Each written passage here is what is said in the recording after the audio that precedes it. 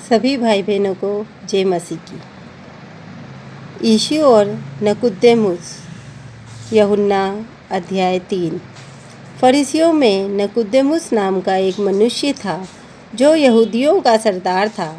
उसने रात को यीशु के पास आकर उससे कहा, हे रबी, हम जानते हैं कि तू परमेश्वर की ओर से गुरु होकर आया है, क्योंकि कोई इन चिन्हों को जो तू दिखाता है, यदि परमेश्वर उसके साथ ना हो तो नहीं दिखा सकता।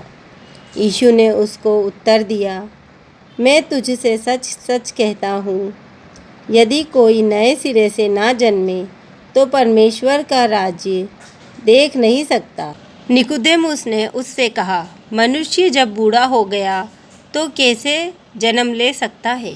क्या वह अपनी माता के गर्भ में दूसरी बार प्रवेश करके जन्म ले सकता है?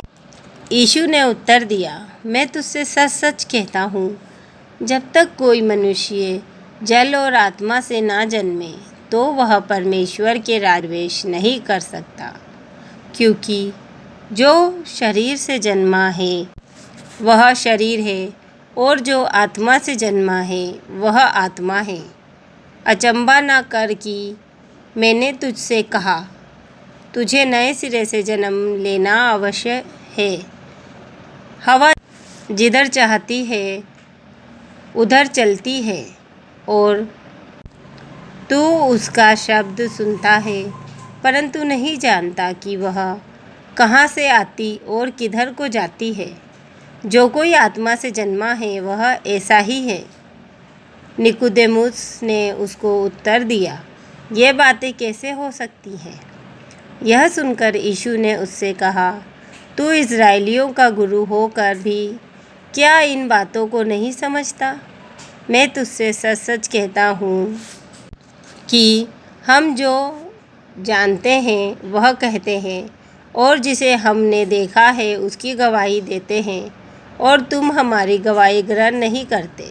जब मैंने तुमसे पृथ्वी की बातें कही और तुम विश्वास नहीं करते, तो यदि मैं तुमसे स्वर्ग की बातें कहूँ तो फिर कैसे विश्वास करोगे? कोई स्वर्ग पर नहीं चढ़ा, केवल वही जो स्वर्ग से उतरा, अर्थात मनुष्य का पुत्र जो स्वर्ग में है।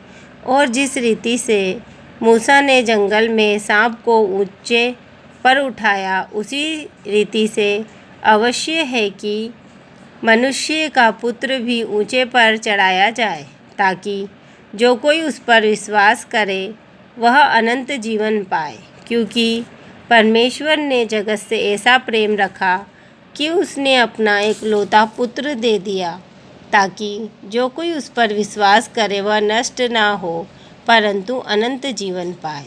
परमेश्वर ने अपने पुत्र को जगत में इसीलिए नहीं भेजा कि जगत पर दंड की आज्ञा दे, परंतु इसलिए कि उसके द्वारा उद्धार पाए।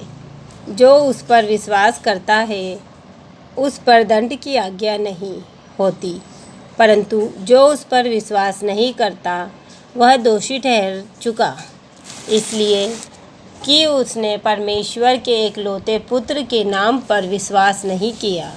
और दंड की आज्ञा का कारण यह है कि ज्योति जगत में आई है, और मनुष्यों ने अंधकार को ज्योति से अधिक प्रिय जाना, क्योंकि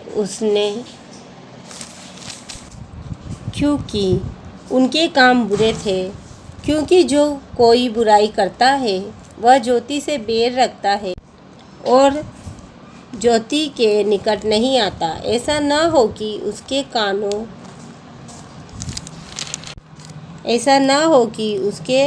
कामों पर दोष लगाया जाए। परंतु जो सत्य पर चलता है वह ज्योति के निकट आता है, ताकि उसके काम प्रकट हों कि वह परमेश्वर की ओर से किए गए हैं। इसके बाद यीशु और उसके चेले यहूदिया देश में आए, और वह वहाँ उनके साथ रहकर बपतिस्मा देने लगा। यूहन्ना भी सालेम के निकट एनोन में बपतिस्मा देता था, क्योंकि वहाँ बहुत जल था और लोग आकर बपतिस्मा लेते थे। यूहन्ना उस समय तक जेल खाने में नहीं डाला गया था। वहाँ यूहन्ना के चेलों का किसी यहूदी के साथ शुद्धि के विषय में वाद विवाद हुआ और उन्होंने यूहन्ना के पास आकर उससे कहा, हे रबी, जो व्यक्ति यरदन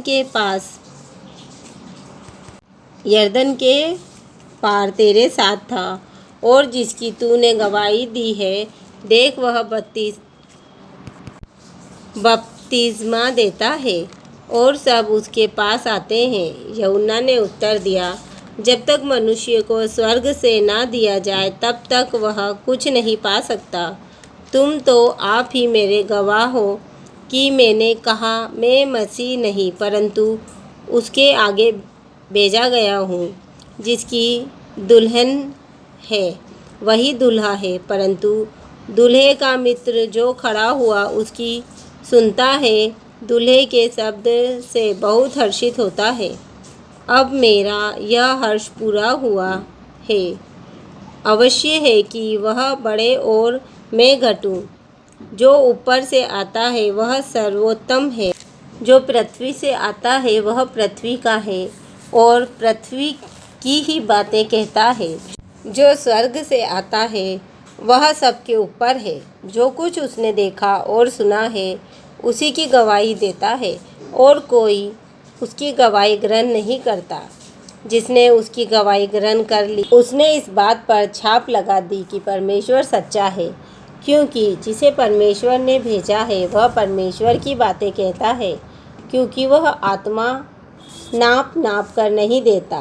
पिता पुत्र से प्रेम रखता है और उसने सब वस्तुएं उसके हाथ में दे दी है।